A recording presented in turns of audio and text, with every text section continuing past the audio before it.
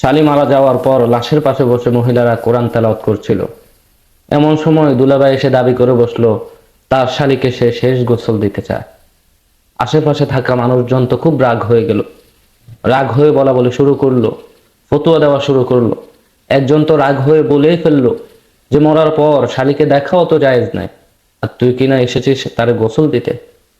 এরপর দুলাভাই শুরু করলো, আমার শালি যখন বেঁচে ছিল তখন কতবার আমার হাত ধরেছিল 500 টাকার জন্য, মেলায় যাওয়ার জন্য কতবার গলা জড়িয়ে ধরেছিল, আমার মোটর সাইকেল আমার সাথে কতবার ঘোরাফেরা করছিল।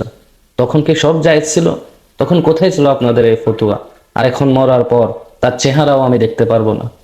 তখন একজন বড় আলেম সকলকে ডেকে বলল, মৃত অবস্থার চাইতে জীবিত অবস্থায় দুলাভাইয়ের সামনে পর্দা মেনটেন করা বেশি জরুরি ছিল।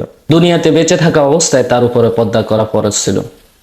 আর এখন যদি কাফনের 5 টুকরো কাপড়ের উপর আরো এক্সট্রা 1 টুকরো বাড়িয়েও দেন, তবুও কোনো লাভ হবে না।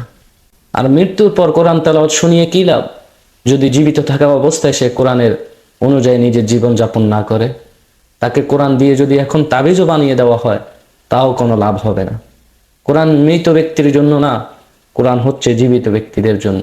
আমরা যারা দুনিয়াতে বসবাস করি, দুনিয়াতে বসবাস করতেছি, এখনো দুনিয়াতে বেঁচে আছি, আমাদের জন্য কোরআন। আল্লাহ তাআলা আমাদের সকলকে সঠিকভাবে দিন বুঝে চলার তৌফিক দান করুক। আর আজকের ভিডিওটা কেমন হয়েছে অবশ্যই কমেন্ট করে জানাবেন। আসসালামু আলাইকুম ওয়া রাহমাতুল্লাহি ওয়া বারাকাতুহু।